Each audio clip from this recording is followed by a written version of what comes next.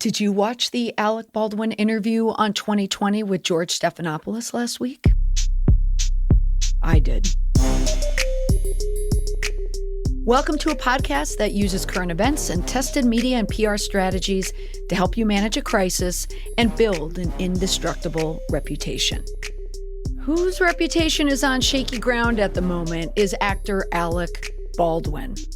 Baldwin sat down with George Stephanopolus of ABC News for a broadcast last Thursday night, giving his account of the tragedy in which he wanted to share what? So what prompted him to sit down for the interview?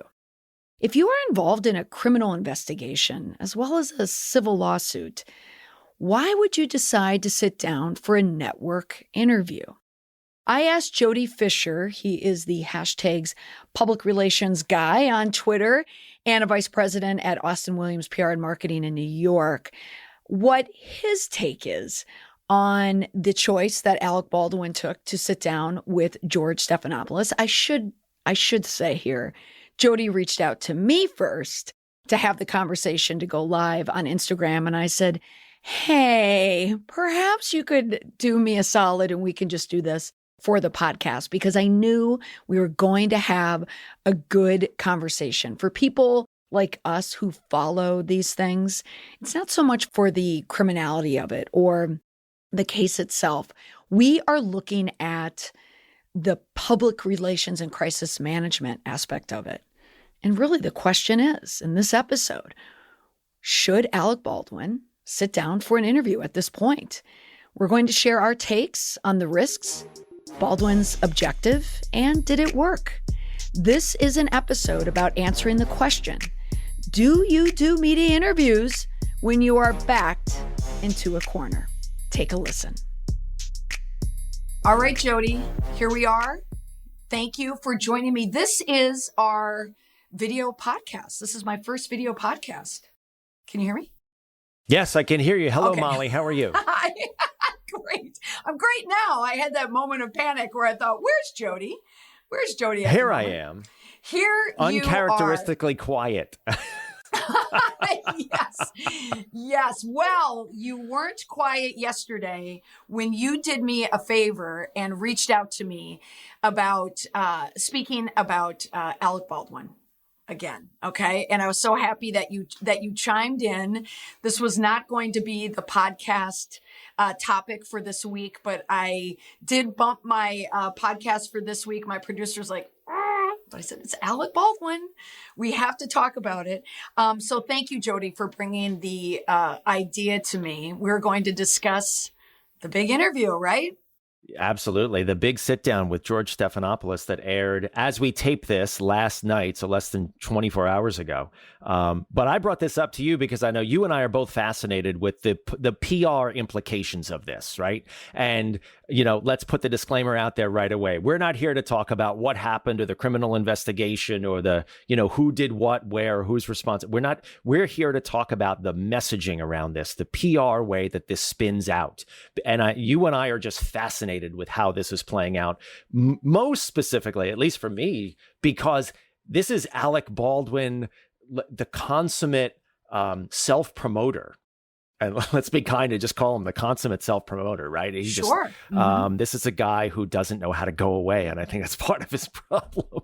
Right. Well, but does Alec Baldwin want to go away? He doesn't or need to go away? No. In that respect, he is cut from the same cloth as a specific former president of ours who's still not far enough in the rearview mirror for me. And who, and not surprising, made an appearance in this interview. So, Yeah. Jody, you watched the interview live, as you and I discussed offline. I was at a high school girls hockey game, but I did tape it, and then I came home and realized that didn't work. But I was able to view it this morning on Hulu. Could you set up the background for the few people who have no idea what happened in New Mexico? Do you think you could do the roundup there? I'll give it a shot. So long story short, tragic accident on the set of a movie that Alec Baldwin was starring in, as well as billed as a producer or maybe even executive producer. So he's got a financial stake in this, as well as being the talent on the set. Tragic accident. He's filming a scene where he's got a gun in his hand, gun goes off, wounds two people, kills one of them, and just horrible, horrible tragedy unfolds after that. This was several weeks ago. Over the course of those several weeks, Alec Baldwin has made several, I'll say, pop-up appearances in the media, where he has sort of spontaneously given comments, which as PR people, I think you and I, Molly, we look at as crisis PR people, we cringe. We're like, don't do that. Don't do that, please. It's right. Unscripted. You're wading into dangerous waters. But then brings us up to last night where he sits down with George Stephanopolus. And this was a taped interview. And it was heavily edited, and I think heavily edited in his favor. No, I really think so. You're coming in hot. That was one of the first things that I was going to say. You brought us to the present. You brought us to last night. Let's just start with the interview, and let's just talk about the interview. First, the choice of George Stephanopolus. Smart. And also the editing piece of it. What do you think? Very smart. George Stephanopolus is a well-respected journalist. I don't think known for asking hard questions, but not a softball guy either, kind of down the middle. And I've got to imagine that they have some kind of a relationship as well, so social relationship as well. I can't believe that Alec Baldwin and George Stephanopolus have never crossed paths. Well, Jody, Mr. Long Island yourself, you know that both Alec Baldwin and George Stephanopolus move in the same circles. In the Hamptons. For sure. Yes. Yeah. I think in this interview, you could clearly see that they are more than just acquaintances. And an intentional choice by his PR team, right? To sit down with George Stephanopolus versus anybody else. Yes. So George got the win because he was going to get ratings. He was going to get the streaming ratings by having the follow-up. It was live broadcast on ABC 2020, and then Hulu has the rights to 2020, and then you have the streaming opportunity there. So it is a business after all. And I agree with you. That's what I noticed is George. We want to say, they weren't doing him any favors. George was doing Alec definitely some favors in this interview. For sure. And from the PR perspective, that's part of the calculus of why you do the interview and who you're going to sit down with them, because you think about what kind of questions you're going to get and how you can, as the PR person, and this is not cynical at all, how can you navigate and manipulate the questions in the interview to get out the message that you want to get out. And that brings us up to why did Alec Baldwin sit down to do an interview in the context of him one, being at the center of a criminal investigation, because he is part of a criminal investigation that the district attorney is doing in New Mexico. Is it in New Mexico or Arizona? I'm sorry. Yeah, New Mexico, criminal investigation and civil litigation. And there's 2 civil lawsuits that have already been filed. And by Baldwin's own admission last night in this interview, there's going to be a third. Of course, there's going to be a third, the husband of the woman who was killed. And there's probably going to be more. So you've got all this litigation that is swirling. PR people like you and me would typically say, and lawyers for sure would typically say, don't do any interviews because it's all admissible in court. Every last word can be read back. And if he makes a misstep, and that's why we talk about these spontaneous, side of the road interviews that Baldwin has done with media, all of that is admissible, every single word. And so you got to be really, really careful. But this is why you pick a guy like George Stephanopolus, where you can navigate and manipulate those questions to get out the message you want to get out. And I think he brought some really clear messages into this interview. So the choice of George Stephanopolus, but also, Jody, you and I are similar ages. Sitting down and hearing, so-and-so is sitting down with X to discuss why. We don't have these big television news events, aside from Oprah speaking to Prince Harry and Meghan Markle, and Oprah with Adele. And what made me think about this is I've been watching impeachment about the Monica Lewinsky, Bill Clinton story, and just going back in time. And I know you would remember all of that when that happened. And one of the scenes where after everything came out, her mother, Monica's mother, is saying to her, flowers from Diane Sawyer, all the anchors coming in. And it's such a different time, Jody, isn't it? Like for PR now, crisis management, at the top of that playbook, we're not sitting down with big anchors anymore, because I think part of it is anchors don't have the heft that they used to. What do you think? I agree, and I have a slightly different perspective. I think some of them, and George Stephanopolus I would put in this category, have translated that heft onto social media. And you could see this interview being very easily sliced and diced and served up in all of our social media feeds over the next couple of days. I mean, this is going to make the rounds on Twitter and everywhere else. And I think that they... looking through my social media feeds last night in the lead up to this interview, you could see you used the word promotion. This was heavily promoted on social media. Right. Like, this is the event to tune into. Here's the link.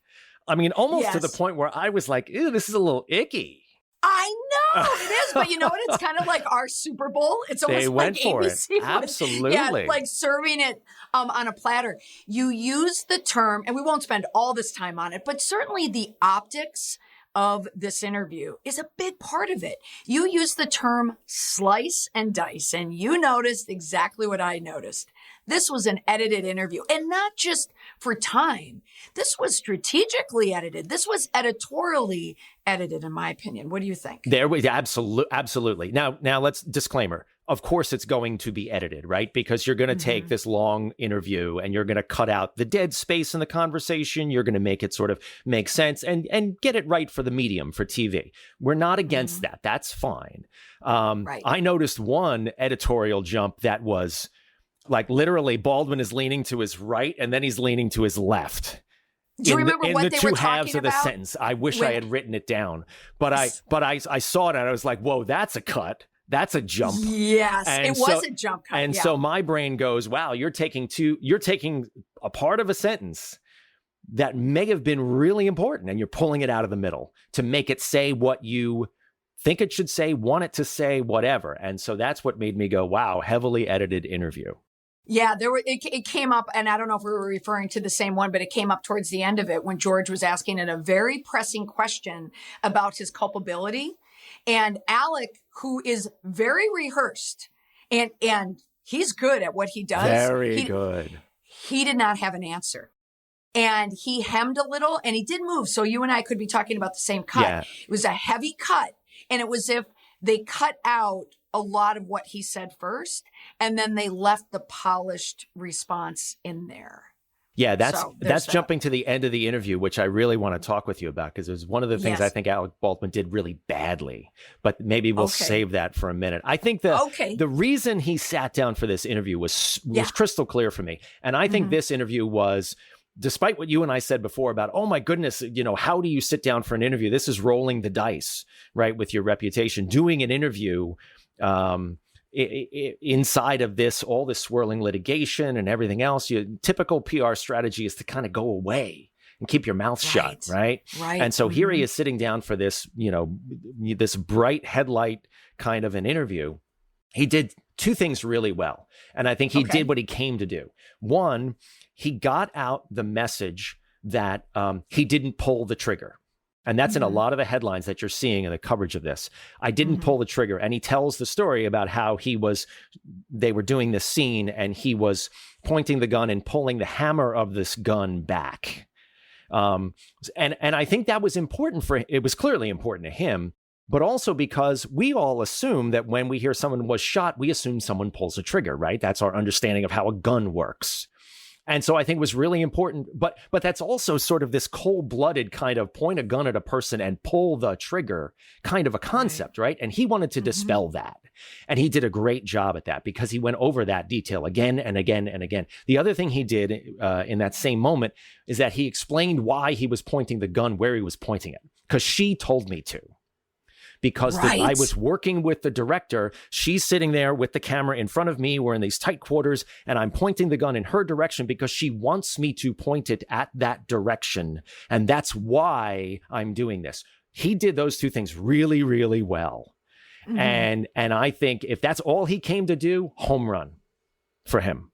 Yeah, I would agree with you. He was surgical in his messaging precision.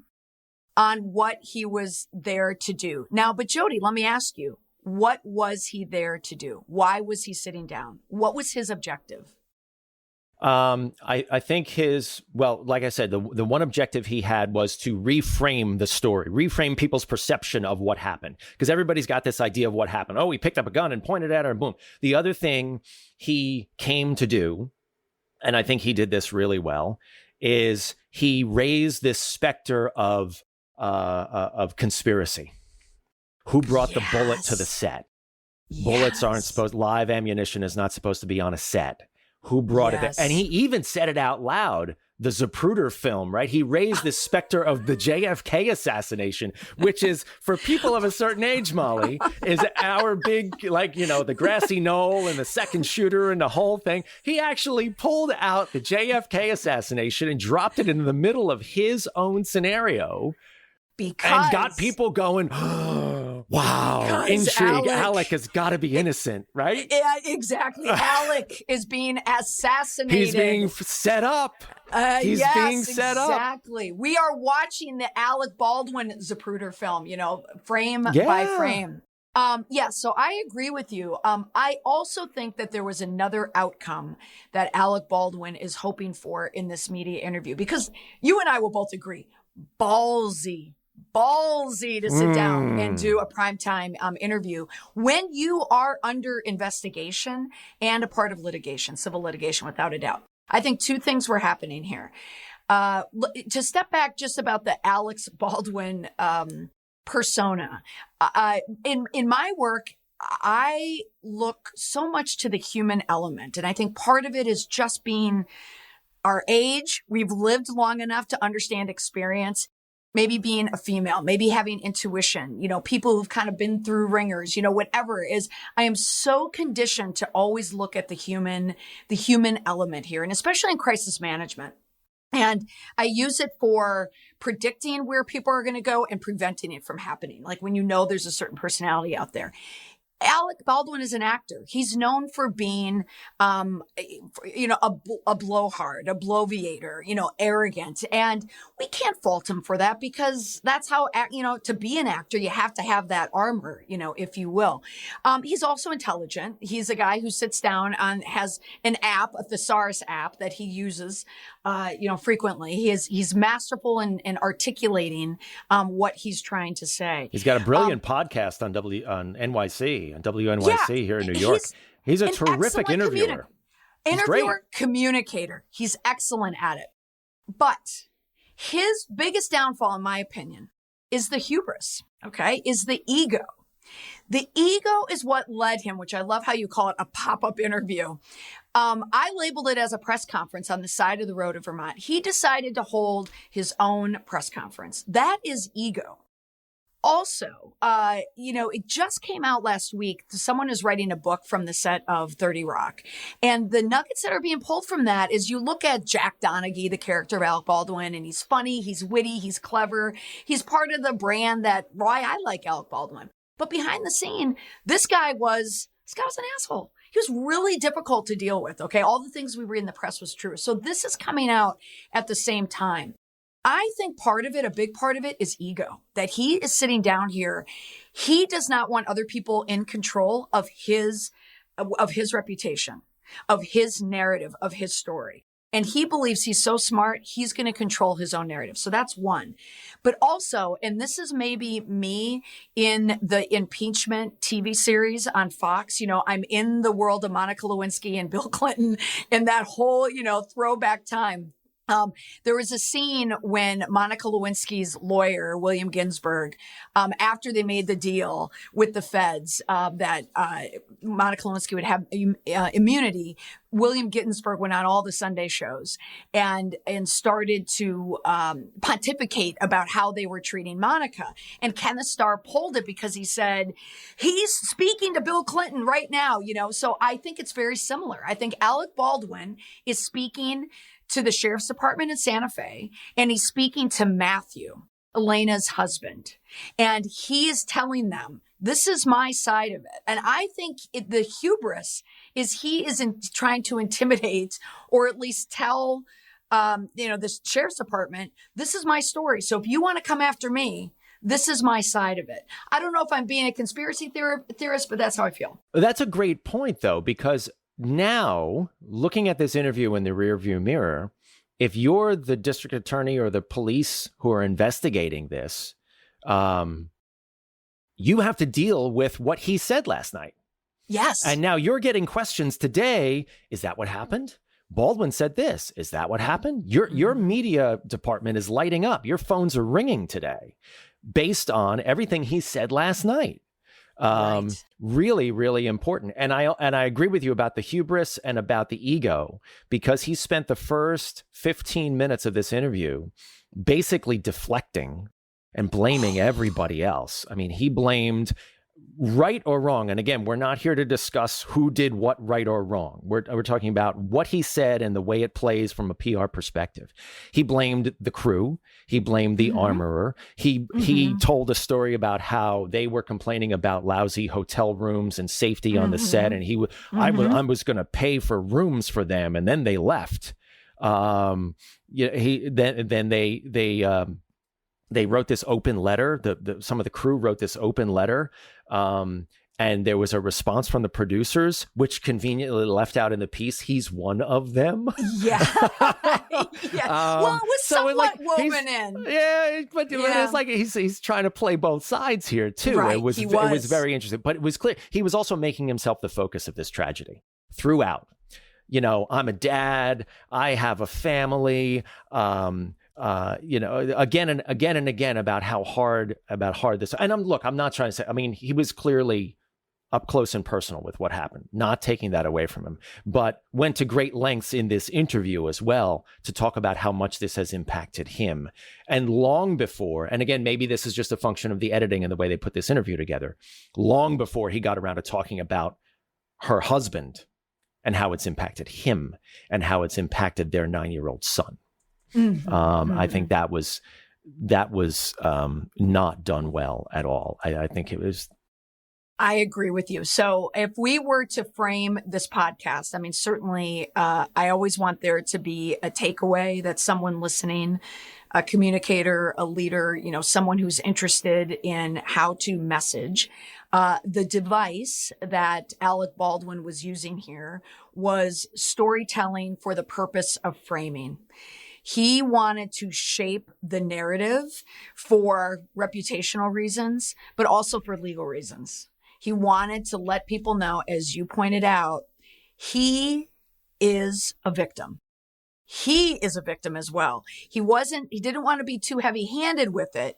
He had to weave it in, and he was masterful. He was. Someone not paying attention or not watching it like you and I do, like, clip by clip. One would walk away and say, oh, Alec, oh my gosh, this is just such a tragedy. But you and I can hear, and anyone who does this for a living can hear precisely what Alec Baldwin is doing. Yeah, he did a great job from a public relations perspective, a messaging perspective. He was sharp as a tack, man. He did a terrific job. My one problem was when he got that question from Stephanopolus and said, do you bear any guilt for this or responsibility for this? And he said no. No. That was shocking to me, because I think he could have answered that a little differently and a little better. And it reminded me again of a former president of ours who stood in the Rose Garden and said, do you take any responsibility for COVID? And he said, no. No. I mean, accident, 99% sure accident, of course. Bear responsibility. I think he could have answered it a little bit differently. And the guilt piece, I think, is an easy thing to do, because that, again, goes back to hubris, and it goes back to sort of the way you feel, right? Mm-hmm. Of course, I feel guilty about this. This happened right in front of me. I was handling the gun, but is it my responsibility? No. I mean, he could have framed it a different way, but just to say no shocked me. Right. Yeah. And I think that answer was his legal answer. I don't know if he was necessarily expecting coming out of George Stephanopoulos' mouth like that, so direct. But he had a choice. He could spin, or he could CYA that. And he actually said someone's cover. responsible, but it's not me. But it's not me. I know it's not me who's responsible for Halyana Hutchins' death. Yeah. And he repeated this over and over and over. You know, I feel some responsibility for what happened because he was obviously there and he was holding the gun. But he said, I feel that someone is responsible for what happened, and I can't say who that is, but I know it's not me. That is shaping a narrative, without a doubt, a legal one and a PR one as well. Now, Jody, the other piece, and I wanted to ask you about this that I noticed, one is the use of the terminology low budget and independent film. Did you notice that they ping pong between those terms? Yes. Used independent when it helped what it was, you know, to show that this wasn't like a big production, you know, straight out of Hollywood, Spielberg scrappy. Wants to save money. Yeah. But then turns around We're making it for $5 million. Yeah. Right. Compared himself to, he noted Spielberg. Yeah. Also, Scorsese, you know, he's putting himself in the same shoes as them, saying all of them. But you know what? Goodfellas, a mobster movie where I don't know how many people were killed in that movie. No one was injured in the making of that film, right? Also, what about his reaction when George Stephanopolus mentioned George Clooney? And George Clooney's comments about Alec Baldwin. Did you notice played the Clooney bit. Yeah, he got a little tight. I love that, Jody. Yeah, he got tight because that's that human behavior piece of it. That's when you could see the rise in Alec Baldwin because it's a fellow actor. And I would assume that Alec Baldwin and George Clooney have been up for a number of the same roles. And George Clooney is now living in Lake Como and, you know, he's a producer, director. He is making, $1 billion on his tequila. He doesn't really have a lot of cares in the world. I think Alec Baldwin now, he's got some serious just home issues like money, you know, and, you know, he's an actor and he's done well, but he can't have that much money there. I think he's fighting for his life. Not with the number of kids that he's got. I know. Well, can we move to Hilaria for a moment? Go ahead. Oh, I know. This is one of your favorites. Go ahead. Well, did you see the New York Post photos of the two of them yesterday by chance? Oh, I missed that. Go ahead.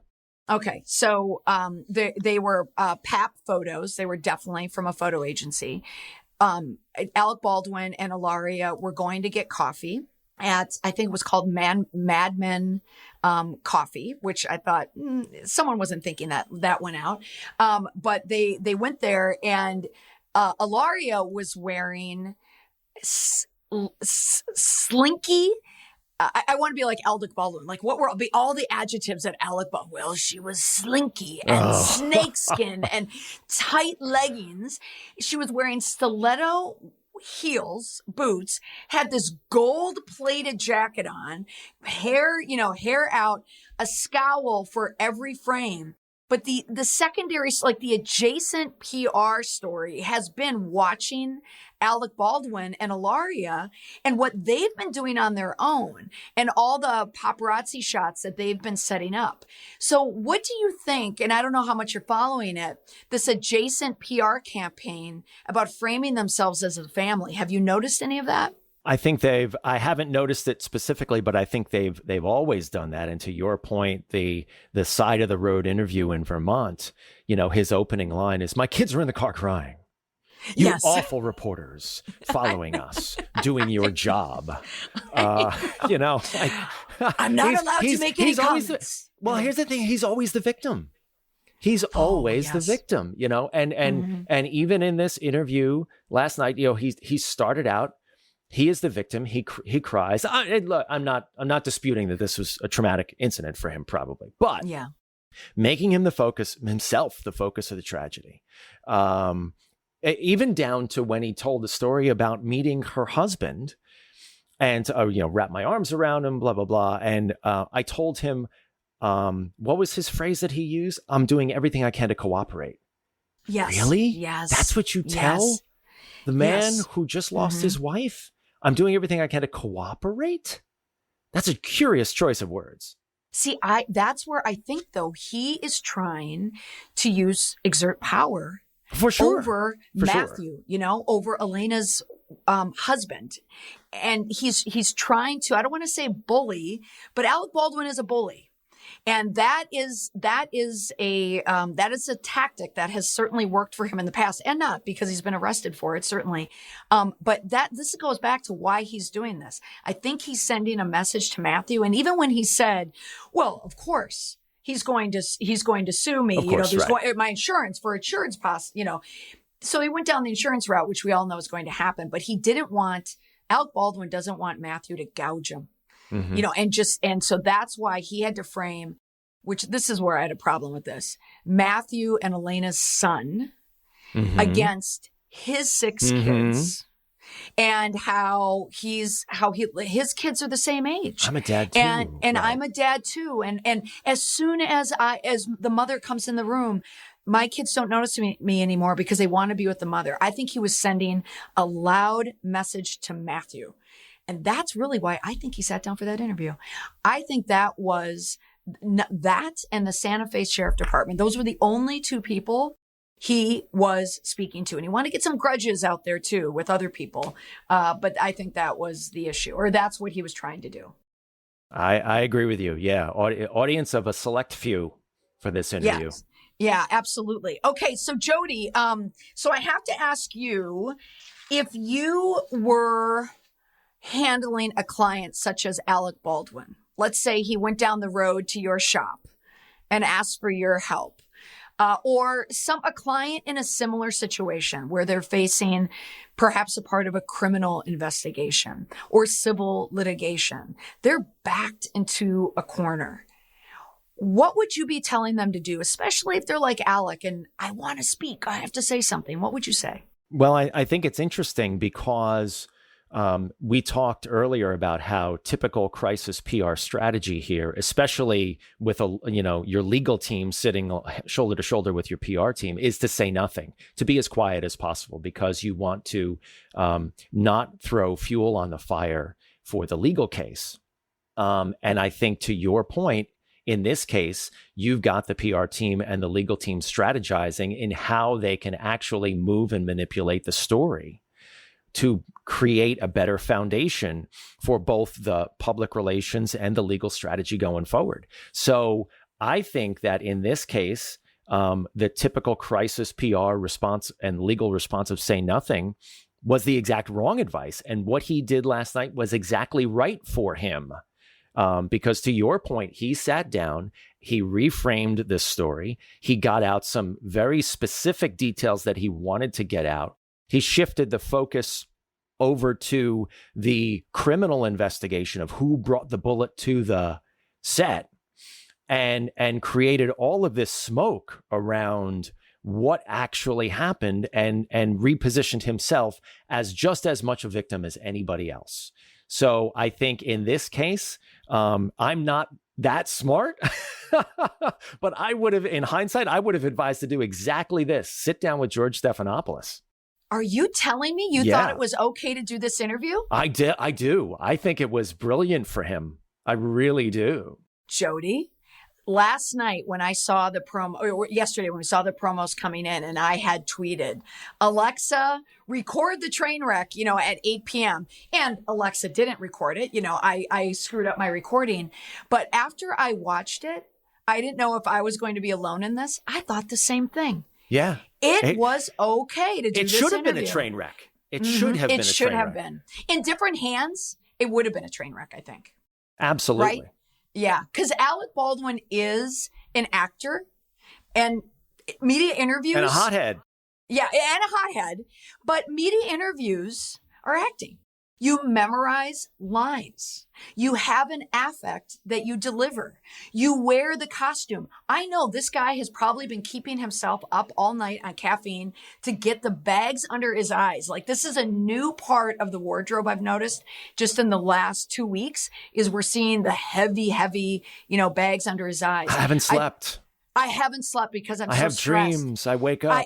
I wake up. And then also, the paparazzi shots and, being out and downcast and on the phone and talking to his wife. Ilaria's not playing along all the time, which I every time I see her, I just think, Elena, if you're going to pronounce her name, get it right, Elena. And then Alex says on the side of the road, let me do this weekend here. Like just the glimpses into their marriage, I find is fascinating alone. But I agree with you. I think that in different hands, it would have been a disaster or a train wreck. But Alec Baldwin is a good actor, and he acted his way through a media interview. I do think some of the crying jags were, that emotion was genuine, or he could tap into it. Sure. Some of it felt a little artificial. I don't know. Do you think, are you with me that he conjured up some tears? Yeah, I think so. And I think he does it strategically when he needs to do it. But I'm also not going to,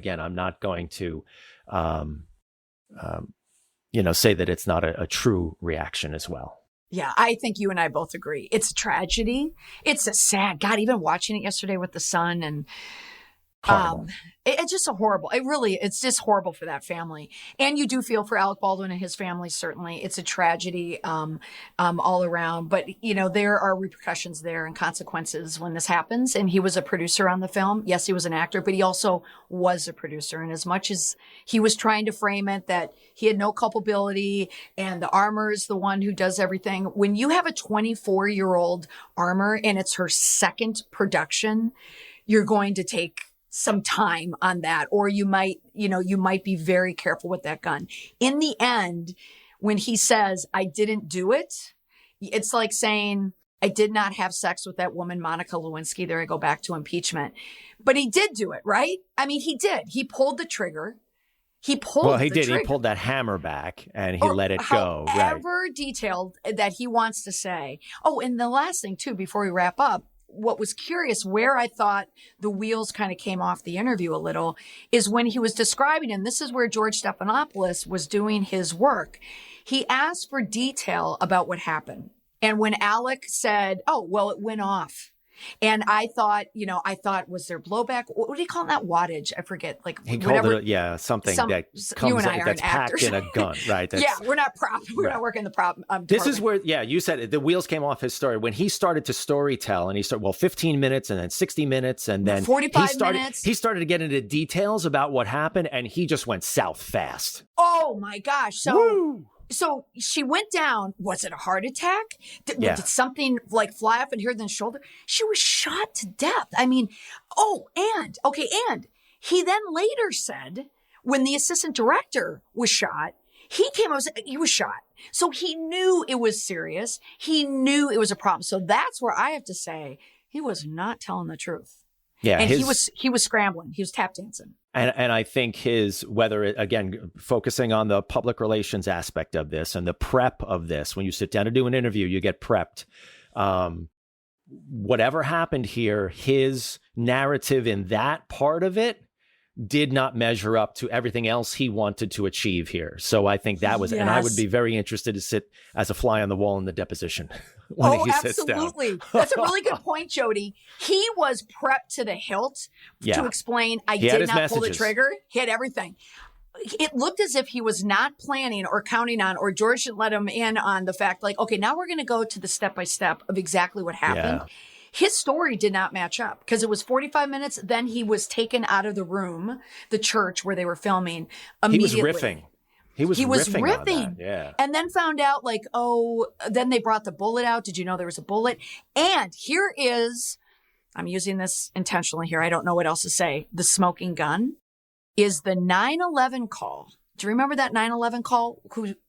How they transcribed it? Or it was actually the live one where that person seemed very, I won't say rehearsed, but was told specifically what to say. She couched the phrase of I think the 911 operator said, has there been a shooting? And she said, she didn't answer that and said 2 people have been shot or injured or something. It was a curious, I remember what you're saying too. It was curious phrasing. She didn't just say, there was a shooting or someone got shot. She used a different phrase, and it was very intentional. This is bad. If we were more organized, if we had more time, we would come up with the exact transcript. All right, Jody, at the end of every podcast, I always include one indestructible PR tip. It's that one takeaway from the episode, from the lessons learned. If anyone were to learn one lesson that they could take as they go forth in life, if they ever find themselves in this position or working with someone in this position or counseling them, what would you say? What would be the one indestructible PR tip? This interview to me was all about prep. This was all about him having a very specific set of things that he wanted to say and saying them over and over and over and over again. And I'm sure he said those things as much as we heard them 2 or 3 times. I bet he said them 9 or 10. And they just cut him down. That is, to borrow your phrase, an indestructible tip. When you're doing media interviews, you've got to tell your story. You don't sit down to be questioned. You sit down to say the things you wanted to say. And boy, Alec Baldwin did that masterfully in this. I could not agree with you more. You cannot go into any interview unprepared. He learned his lesson from, again, love it, his pop-up interview in Vermont. His handlers were probably pulling their hair out after he did that. And I think he was prepped within an inch of his life. It's almost like a presidential debate. Like he was probably sitting there and his handlers were throwing every question imaginable, but they focused on the legal instead of focusing on what actually happened. So that was the other piece of it as well. So if you're going to go into a hot interview like this, you have to make sure that you have answers for every single question and be prepared for anything. Jody, thank you so much for taking the time to speak with me. Your hot take on this hot issue. What's going to end up? How is this all going to end up for Alec Baldwin, do we think? Oh, wow. There's the $64,000 question. Right? Who knows? Really, who knows? Based on his performance, if it goes the way he wants, if it goes the way last night went, he's going to be just fine. Yeah, I think he'll be sued. I mean, clearly he's going to be sued. I don't anticipate, I think this worked. I don't think he's going to be criminally charged. Maybe there's, at best, maybe involuntary manslaughter. I mean, we'll see. But I think Alec will live to see another day. He won't have quite the strength of the brand that he had once before, and he might be relegated to, indie movies, for the rest of his life. But yeah, he'll still be around. Well, he said in the interview, he's not sure he wants to work anymore anyway. Well, again, playing the victim. Yes. World's smallest violin, right? Yes, I will walk off the stage and you will never be seen again. Never see me again. You'll rue the day that you made me not act anymore. Oh my gosh. Well, Jody, where can people find you and hear you? You can always find me on Twitter. I'm at Jody Fisher, JodyFisher. Same on all the other socials. Sometimes if you type that in, you'll find me. And please tune in on your favorite podcast app to the PR Podcast. We do a show every week with a guest who is a decision maker in the world of news, whether that's a PR professional like you or me, Molly, or an editor, a reporter, a videographer, a photographer. We talk about how news gets made and the decisions that go into how news gets made. So check us out there if you're interested, again, on your favorite podcast app. I love your podcast, Jody, and I love riffing on topics like this. So we'll do it again on the next one. Looking forward to it. Thanks, Molly. All right. Thanks, Jody. My thanks to Jody Fisher for joining me last week to discuss the ongoing saga of Alec Baldwin. You can join in on our conversations on Twitter. Whenever something happens, he and I are going back and forth, as are a lot of people on these issues. So definitely give me a follow at Molly McPherson and Jody as well. He's at Jody Fisher. Thanks so much for listening. Bye for now.